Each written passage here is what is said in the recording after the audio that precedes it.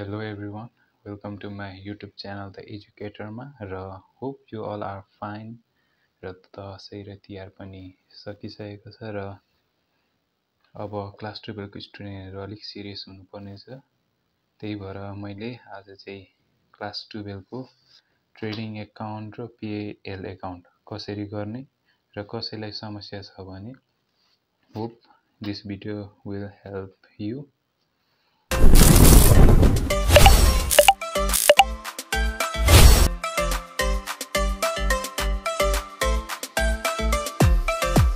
ल अब सुरु गरौँ। यो PL र ट्रेडिङ बनाउने चाहिँ 5 मार्क्समा सोध्ने गरिएको छ र यो चाहिँ 14 नम्बर क्वेशनमा आउने गर्दछ र यो एकदमै सजिलो दिने गरेको छ। हरेक वर्ष सजिलै सोधेको हुन्छ र मैले चाहिँ यो 2082 को यस सालको क्वेशनको लिएर आएको छु।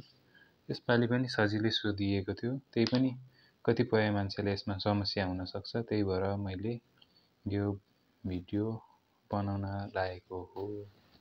So let's start. र सुरुमा चाहिँ हामीले यो 14 नम्बरको क्वेशनमा हेर्दाखेरि हामीलाई के बनाउनु भनेर दिएको हुन्छ क्वेशनमा, त्यो हेर्नुपर्ने हुन्छ। हामीलाई चाहिँ यसमा ट्रेडिङ एकाउन्ट र अर्को प्रॉफिट एन्ड लस एकाउन्ट यानी PL एकाउन्ट बनाउनु भनेको छ। कोही बेला यो क्वेशनमा चाहिँ हामीलाई PL एप्रोप्रिएसन एकाउन्ट पनि बनाउनु भनेर आउन सकेको हुन्छ या ब्यालेन्स सिट पनि बनाउनु भनेर आउन सकेको हुन्छ। तर यसमा चाहिँ ट्रेडिङ एकाउन्ट र PL एकाउन्ट मात्रै बनाउनु भनेको छ। यसलाई चाहिँ 5 मार्क्समा सोधिने गरेछ। 2 मार्क्स ट्रेडिङ एकाउन्टको र 3 मार्क्स PL एकाउन्टको। ल हेरौँ है त। सुरुमा हामी क्वेशनमा हेर्नेछौँ र त्यसपछि कपीमा पनि गर्नेछौँ। सुरुमा हामीले दिएको छ opening stock 40,000, purchase 5,50,000, wages 60,000, salary 80,000, discount received 10,000, interest expense 12,000, administrative expense 35,000, sales 9 lakh, advertisement expense 25,000, rent expense 15,000, water and electricity expense 30,000। यिनीहरू त यो यसको भइहाल्यो। अनि थप यसमा एडिसनल इन्फर्मेसन भनेर पनि दिएको हुन्छ। यो चाहिँ एकदम ख्याल गरेर हेर्नुपर्ने हुन्छ। क्लोजिङ स्टक 50,000 दिएको छ। इन्कम ट्याक्स प्रोभिजन भनेर दिएको छ हामीलाई 25% र आउटस्ट्यान्डिङ रेन्ट दिएको छ 3,000। यो एडिसनल इन्फर्मेसन चाहिँ हामीले हालेनौँ भने हाम्रो एन्सर निस्किँदैन। त्यही भएर हामीले यसलाई चाहिँ अनिवार्य रूपमा हाल्नै पर्ने हुन्छ। सो अब हामीले यहाँनिर यो क्वेशनको हेरिसक्यौँ। अब हामीले कपीमा गरेर देखाउने छौँ है त।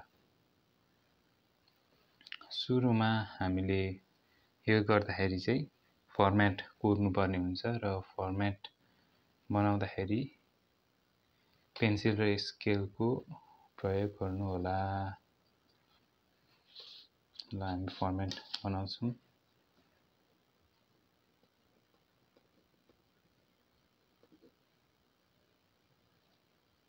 यहाँ चाहिँ मैले पेन्सिलको मद्दत नलिकन पेनले नै कोरेँ, तर तपाईहरुले चाहिँ बनाउँदाखेरि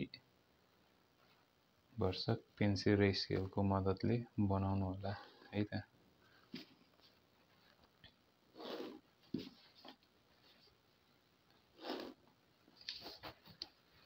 र हामीले फर्मेट चाहिँ कोर्यौँ। सुरुमा यहाँनिर एमाउन्ट हुन्छ, यहाँ पनि पार्टिकुलर्स, यहाँ पनि एमाउन्ट। तर यहाँनिर यो फर्मेट कोर्दाखेरि चाहिँ धेरै जसोले बिगार्ने भनेको चाहिँ यहाँनिर डेबिट र क्रेडिट नलेखेर हो। यो चाहिँ हामीले डेबिट र क्रेडिट चाहिँ फर्मेटमा लेख्नै पर्ने हुन्छ। क्रेडिट यानी इन्कम, डेबिट माने हाम्रो एक्सपेन्सेस। ल अब हामी यहाँ सुरुमा हामीले के दिएको छ ओपनिङ स्टक।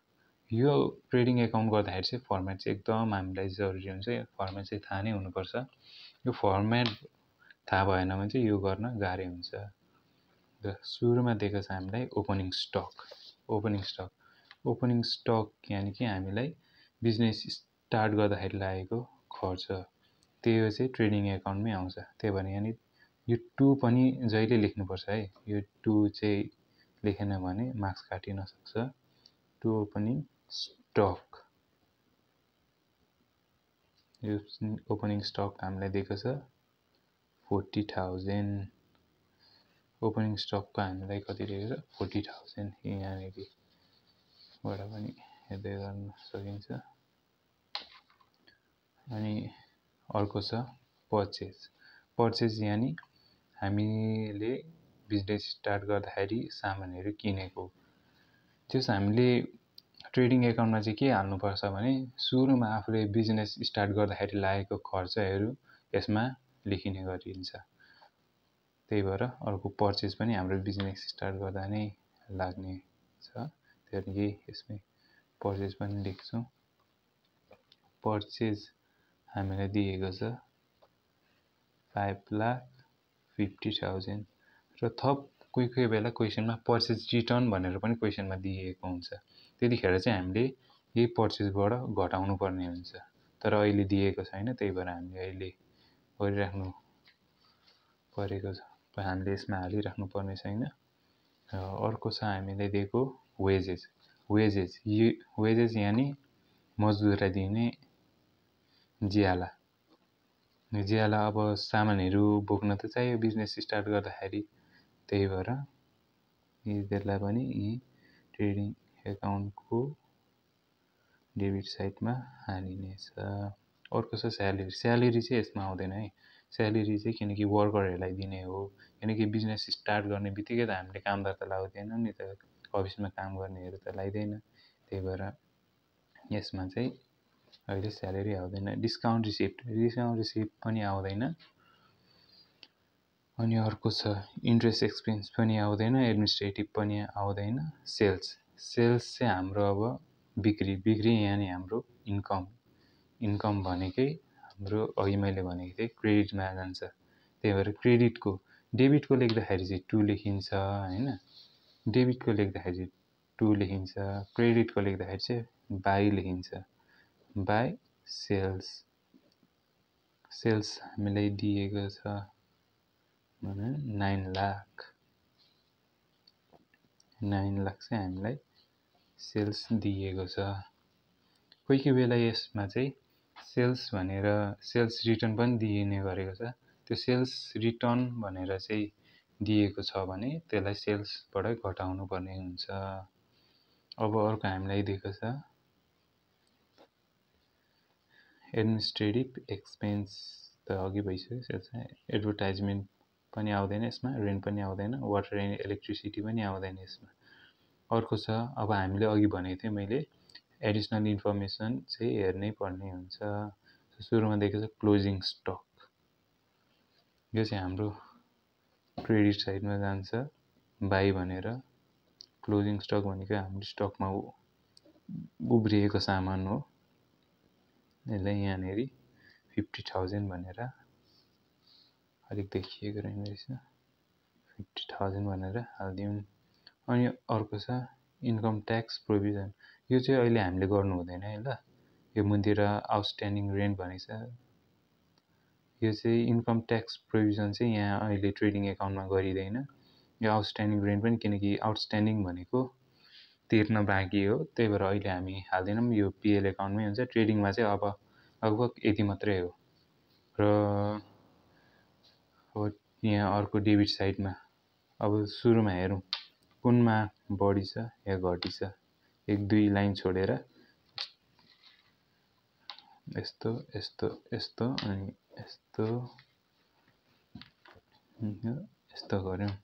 अब यताबाट चाहिँ 9 लाखमा 50,000 जोड्दाखेरि 9,50,000 त्यसै भइहाल्यो। अनि यहाँनिर 5,50,000 90 100 6,50,000 यहाँनिर भयो। 6,50,000 यताको भयो, जस यहाँ रफमा लेखिदिइराखौँ 6,50,000 चाहिँ यहाँको भयो। अनि अर्को यतापट्टिको चाहिँ 9,50,000 छ यहाँको यतापट्टि क्रेडिट साइड। भनेपछि क्रेडिट साइड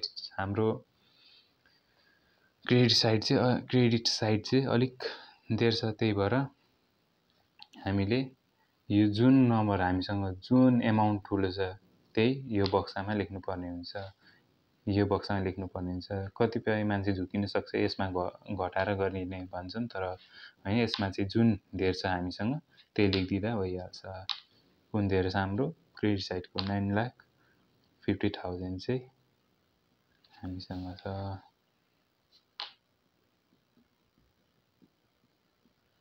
ल अब यहाँनिर हामीले किनकि हामीसँग डेबिट साइडमा पुगेको छैन, किनकि यो दुईटालाई त बराबर पार्नुपर्ने हुन्छ। यो क्वेसन पेपरलाई एकछिन साइडमा राख्दै मैले यहाँनिर हेर्न सक्छु, किनकि हाम्रो त यो धेर निस्केको छ, यो त कम निस्केको छ, यो ब्यालेन्स भएको छैन। त्यही भएर यिनीहरूलाई ब्यालेन्स गर्नको लागि इन्कम माइनस एक्सपेन्सेस गर्दाखेरि चाहिँ यहाँनिर हाम्रो ब्यालेन्स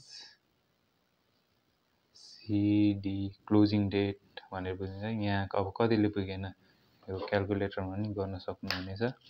6,50,000 माइनस 9,50,000 क्यालकुलेटरमा गरेर देखाइदिन्छु तपाईँलाई म।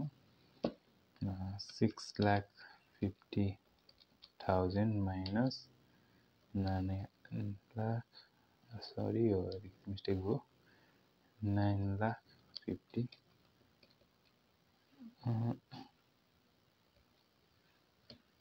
यो मैले उल्लेख गरेँ, तर पनि एन्सर सही। यो माइनसको नलेख्दा 3,00,000 चाहिँ हाम्रो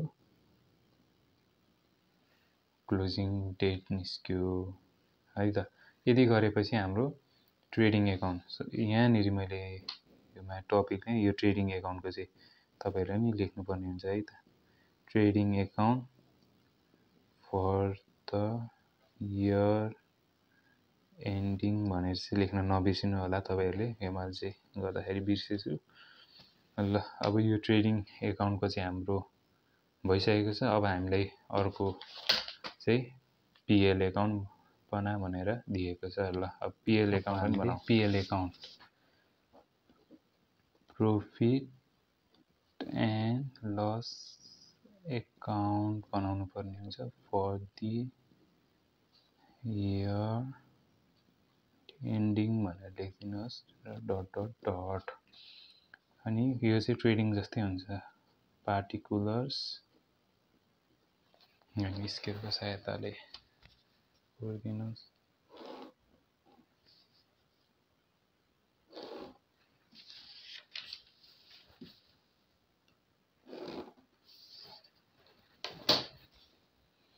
अनि एमाउन्ट पार्टिकुलर एमाउन्ट, यो लेख्दाखेरि चाहिँ म अलिक कपी छड्के पारेर लेख्छु, त्यही भएर तपाईँलाई प्रब्लम हुनसक्छ। त्यही पनि केही बुझ्नु भएन भने म अर्को भिडियोमा अलिक राम्रो बनाएर हालिदिन्छु, कमेन्ट गरिदिनु होला। र यहाँ डेबिट र क्रेडिट, डेबिट क्रेडिट लेखेपछि अब यहाँ हेरौँ हामीले ओपनिङ स्टक हालिसक्यौँ, हामीले पर्चेस पनि हालिसक्यौँ, वेजेस पनि हालिसक्यौँ, तर स्यालेरी हालेको थिएनौँ। त्यही भएर यसमा स्यालेरी टु स्यालेरी हामीलाई दिएको छ 80,000। अनि अर्को छ डिस्काउन्ट। मैले एउटा मेन कुरो बिर्सेँ। अघि हामीले जुन ट्रेडिङ एकाउन्टमा टु ब्यालेन्स सिडी लेखेको थियौँ क्लोजिङ डेट हो, त्यो चाहिँ यहाँनिर बाई ग्रस प्रफिट भनेर यता आउँछ र त्यसको सिडी थियो भने यो चाहिँ बिडी भनेर आउँछ। अघि हाम्रो कति निस्केको थियो 3,00,000 अघि हाम्रो निस्किएको थियो। र यहाँनिर अब अर्को के छ, स्यालेरी पनि हालेँ मैले। डिस्काउन्ट रिसिभ भनेको त हाम्रो इन्कम हो नि त। इन्कम त कहिले डेबिटमा लेखिँदैन, त्यही भएर यो चाहिँ क्रेडिटमा जान्छ। बाई डिस्काउन्ट रिसिभ भनेर, र त्यो चाहिँ 10,000 भनेर यहाँनिर हालिन्छ र अर्को दिएको छ हामीलाई यो स्यालेरी पनि हाल्यौं डिस्काउन्ट रिसिप्ट पनि हाल्यौं अब इन्ट्रेस्ट एक्सपेन्स छ यहाँनेरि टु इन्ट्रेस्ट एक्सपेन्सलाई मैले EXP अलिक नहट्ने भयो त्यही भएर EXP मात्रै लेख्दै त्यो चाहिँ हाम्रो 12,000 दिएको छ अनि अब अर्को छ इन्ट्रेस्ट एक्सपेन्स पनि सक्यौं हामीले अब अर्को छ एडमिनिस्ट्रेटिभ पनि हाम्रो खर्च नै हो त्यही भएर हामीले यसलाई डेबिटमा राख्छौं टु अलिक सिधा पारेर लेख्न खोज्छु म टु एडमिनिस्ट्रेटिभ EXP एकछिन यहाँ हल्का क्यारमेट भयो 35,000 अनि अर्को छ यो सेल्स त हाम्रो अघि हालिसकेको छौं अब अर्को छ एडभर्टाइजमेन्ट एक्सपेन्स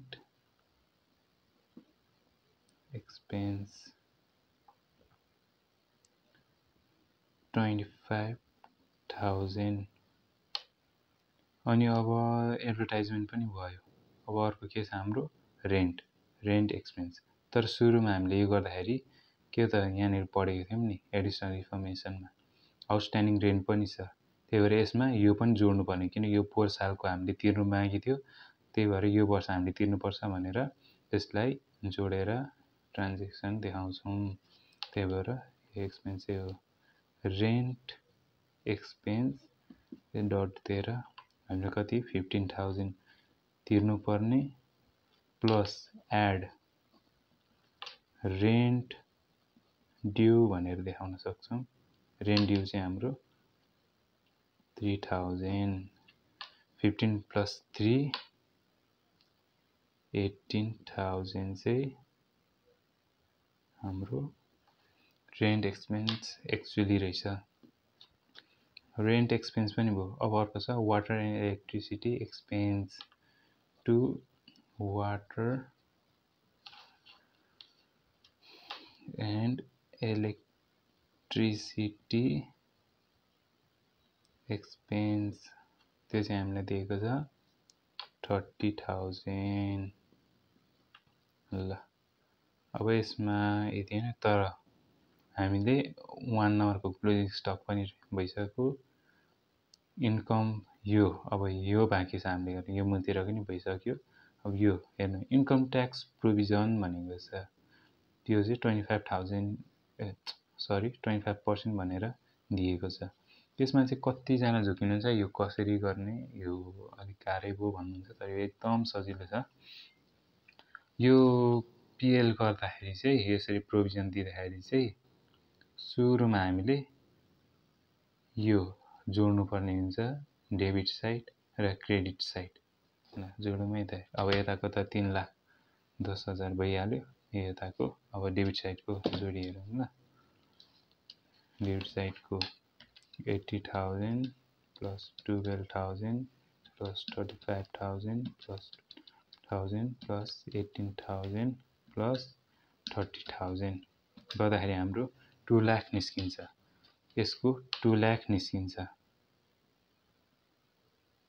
अनि यो 3,10,000 3,10,000 भनेपछि हाम्रो क्रेडिट साइड धेरै रहेछ त्यही भएर 3,10,000 माइनस 2 लाख गर्दाखेरि कति निस्किन्छ 1,10,000 हो जुन यो 1,10,000 निस्क्यो नि हो त्यहीबाट चाहिँ हामीले इन्कम ट्याक्स प्रोभिजन 25% झिक्नु पर्ने हुन्छ त्यही भएर 1,10,000 को इन्टु 25% भनेको 27,500 यसलाई लेख्यौं टु प्रोभिजन फर ट्याक्स भनेर 27,500 यो चाहिँ मैले यहाँ पनि लेख्दिएँ ल बुझ्नु भएन भने यसले चाहिँ कसरी गरेको भने यो डेबिट साइडको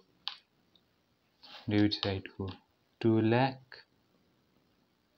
माइनस यता क्रेडिट साइडको 3,10,000 गरेर जुन निस्किन्छ नि यो 1,10,000 इन्टु हामीलाई क्वेसनमा दिएको 25%, 25 डिभाइड बाई 100 गर्दाखेरि हाम्रो निस्किन्छ 27,500। यो अहिले यसको यति नै हैन, अब चाहिँ मेन हो। अब फेरि अघिको यहाँ 2 लाख त भएकै थियो, अब यो 2 लाख प्लस 27,500 पनि गर्नुपर्छ। 2 लाख प्लस 27,500 गर्दाखेरि 2,27,500 हुन्छ। 2,27,500 यहाँ रफमा लेखिदिइराखौँ। 2,27,500 हुन्छ। यो वायर आएछ बिचमा। यो चाहिँ मैले इयरफोन जोडेको छु किनकि भोइस मोबाइलमा मात्रै गर्दाखेरि त अलिक सानो सुनिन्छ भनेर, त्यही भएर यो जोडेर बोल्दाखेरि अलिक मजाले क्लियर सुनिन्छ भनेर हो। 2,27,500 निस्क्यो। अब यताको अघिको 3,10,000 निस्केको थियो। अब यो 2,27,500 भन्दा त त्यो 3,10,000 ठुलो हो नि त, त्यही भएर यहाँनिर यसरी दिएर